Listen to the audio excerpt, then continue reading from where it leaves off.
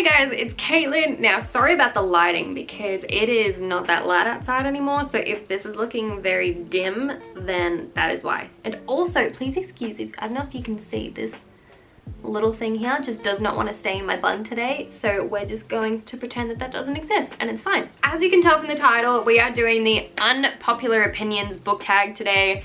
This has been on my list of videos to film for so long, and I know that it's not really a thing anymore, like not a lot of people film it right now, but we're gonna do it because I want to do it.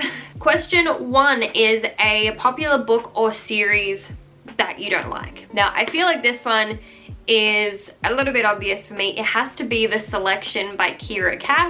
I don't actually have the books with me. I may or may not have given them away.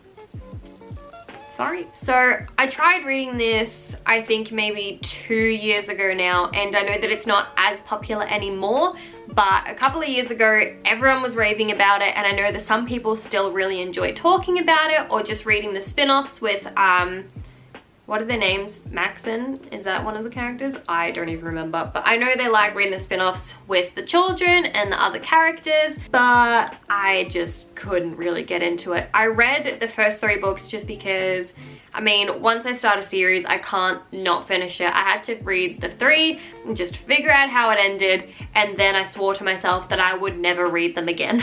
I think I have erased a lot of what happened in this series from my mind, but the main thing that I always just remember and keep saying is that I feel like it could have been condensed into 1 book. I do not think it was necessary to have 3, and I do not see myself picking up any of those spin-offs in the future. Sorry if you like this series. Question 2 is a book or a series that many people don't like, but that you love. Now, before we get into this, I've just pulled out a movie ticket that I had stuffed into the front of this book. From when was it? From 2014. I have a movie ticket from 2014. Oh my god, I might have to blur that because that has my suburb on it. But anyway, moving on. Do not come at me in the comments for this, but I've chosen Vampire Academy by Richelle Mead because I know that as much as there are people out there who like this series, there are a lot of people who dislike it and just haven't read past the first book, or they prefer the spin-off series Bloodlines a lot more, and I do love both. I love Vampire Academy, I love Bloodlines, but this series will always hold a special place in my heart because it's the series that got me into reading again when I was about 13. So I binged this series. I stayed up till 6 in the morning some mornings trying to read this before school, and I loved it. I've read it so many times since then. I'm obsessed with it, and you cannot tell me that it is not good because I will fight you on that. Question 3 is a book or series where the main character didn't end up with the person you wanted them to end up with. It's a mouthful. For this one, I'm going to have to go with the Immortal Rules by Kagawa. I know that many of you might be thinking, what the hell is she going on about? This series does not have a love triangle. To me, it does. We're just gonna leave it at that. So I've reread this first book twice. I've only read books 2 and 3 once. I read them just after Booktubeathon a couple of years ago. But the first time I read this book, I loved Ali and Zeke. I was obsessed. I wanted them to get together more than anything. But rereading it the second time, I, for some reason, got into my head that Ali and Kanan could become a thing. And for those of you who don't remember, Kanan is the one who turned Ali into a vampire. Are they even called vampires in this? Am I just gonna say yes? I'm pretty sure they're called vampires. And I know, before any of you get mad, I know that the bond that they had was more of a, you created me and I don't feel indebted to you, but we have some kind of strong bond. I know that that's what it is, but I got into my head that they could have been more, and so I spent the entire trilogy just waiting for them to get together. And so when it came to the conclusion of book 3, if you remember what happened to Kanan at the end of book 3, I was not a happy chappy, and I actually think I rated this book a little bit lower simply because they didn't end up together. So I was just being petty when I rated this, and it gives me life. But just so that I'm talking about an actual OTP, Simon and Izzy from the Mortal Instruments, I'm just gonna say Izzy and Raphael for the win. Don't get me wrong, I love Simon. He is a great character and him and Izzy together are really cute. But after like reading the books and then watching the TV show right after, I'm a bit more of a Raphael and Izzy shipper at the moment. Please don't hate me for that, but it's the truth. Alright, question 4 is a genre that you hardly reach for. So mine is quite simple for me. It's any kind of adult fiction as well as sci-fi in general. So I don't have anything against the genres, it's just that I can't really get into them. Adult romance and things I can definitely pick up because they just interest me, but any other kind of adult fiction or even sometimes adult fantasy, I just can't get drawn into it as much. And sci-fi is just something that as soon as I read in a blurb or something that it's sci-fi or it has sci-fi aspects, I just immediately lose all interest in it. And I don't mean to. It can be an amazing sounding book, but as soon as I hear that it has anything to do with either of those genres, a part of my brain just kind of shuts down. And I know that I need to work on that, but for the moment, that is where my head is at. Question 5, a popular or beloved character that you don't like. Now, I did have to think about this, but when I came up with my answer, it seemed really obvious. We are going to have to go with Jude from The Cruel Prince. I can already feel the rage hitting me with this. I am sorry, I apologize. I know that so many people love Jude. I follow so many people on Twitter who are always just going like on about how good Jude is and how much they love her, and I just don't. I'm sorry. I know that she is written to have these flaws and that she is controlling and always wanting more power and everything, but I feel like it's because of that I just couldn't really read along with it. It doesn't really sound that, I'm not really describing this very well, am I? I just feel like because of those faults that she is written with, that is just who she is, it's who her character is, and it was because of that that reading along with it, I just found it a bit difficult. I could not relate to her whatsoever. There were moments that I did really enjoy reading about Jude and about things that she did, but her character as a whole is just something that I don't really enjoy.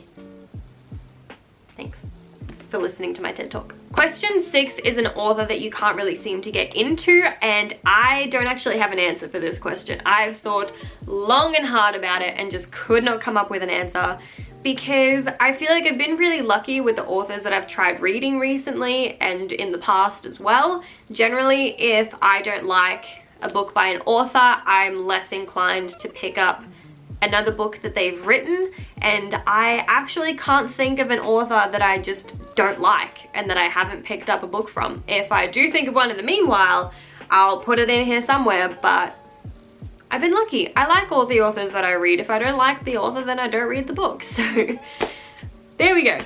Simple as that. Question 7 is a book trope that you are tired of seeing, and I know it's kind of, it hasn't been used in a while, but sometimes it does pop up, and that is the whole protagonist as an outsider thing.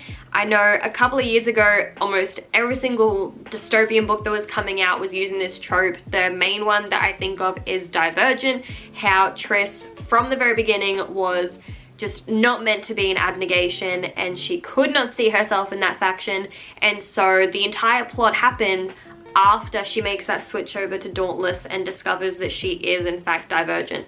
It's also, and this is completely coincidence, that Shailene Woodley plays the same character. Hazel in The Fault in Our Stars is just all that she can't relate to anyone because of her illness, and I just feel like that trope is really heavily overused, and if it does come up in books nowadays, I'm kind of just like, yeah, could do without that, but you know, sometimes it's hard to avoid. Question 8 is a popular book or series that you have no interest in reading. And for this one, I apologize. I'm going to have to say Wayward Son by Rainbow Rowell, which is book 2 to Carry On. I absolutely loved Carry On. I adored it. I've reread it like 3 times recently. And I've heard from a lot of people, especially close people that I work with, that Wayward Son just doesn't live up to the hype. And it's a direct lead on to book 3 that kind of leaves you hanging, and then it wasn't really that good. And I feel like it's because of that that I'm currently, and that is a key word here, currently not really looking forward to reading this book. I don't really have an interest in reading it at the moment. And I feel like for me, Carry On is one of those books where you read it and then a sequel comes out, but you're satisfied enough with the ending of the first one that you feel like reading the sequel could potentially ruin how you felt about the first book. I am worried about that, I won't lie. So I guess in the future, once a third book comes out, I might be a bit more inclined to read it just to see how it ends. But as of this point in time, I really don't have any desire to read that book. Apologies. But I did think I would talk about a series here as well, and that is the Heroes of Olympus series by Rick Riordan. I absolutely loved Percy Jackson and the Olympians. My foot is losing all feeling. Anyway, yeah, I loved Percy Jackson and the Olympians, and I bought this entire series as well as 2 books in the Magnus Chase series after I finished it, and I haven't touched them since. They've been on my TBR and on my shelf for such a long time. I feel like I kind of finished up with that world when we finished The Last Olympian, and then when I heard in a video on YouTube that Percy doesn't actually feature too much in this series, that 14-year-old me just kind of decided that we weren't gonna read it. But I have kept them on my shelf just in case I change my mind, because I've heard so many good things about this series, and I did love the Percy Jackson series, so we might change our mind. And the last question, question 9. The saying goes that the book is always better than the movie, but what movie or TV series adaptation did you prefer over the book? Now, this one was very easy for me to answer. Let me just grab it. It is Love, Rosie by Cecilia Ahern. Sorry if I'm saying that wrong. I know some people say Ahern. Sounds weird to me. So I did watch the movie before I read the book, which could have potentially been a mistake, because I find that whatever I watch or read first, I end up favoring. But I feel like it would have been the case even if I had have read the book first. I do like how it was set up in that every chapter was either a letter or an email or a text message between Rosie and Alex. But I'm not a big fan of the whole, it may have taken their whole lives, but at least they ended up together in the end. No, I don't like that at all.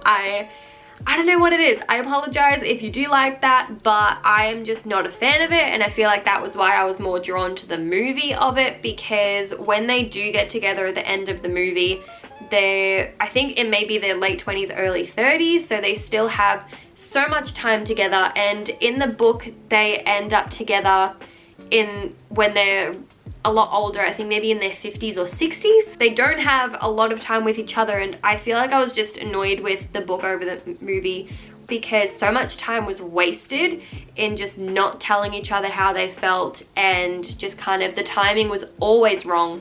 And I feel like the movie was just, it structured it a little bit better in that they ended up together earlier. But that's my opinion anyway.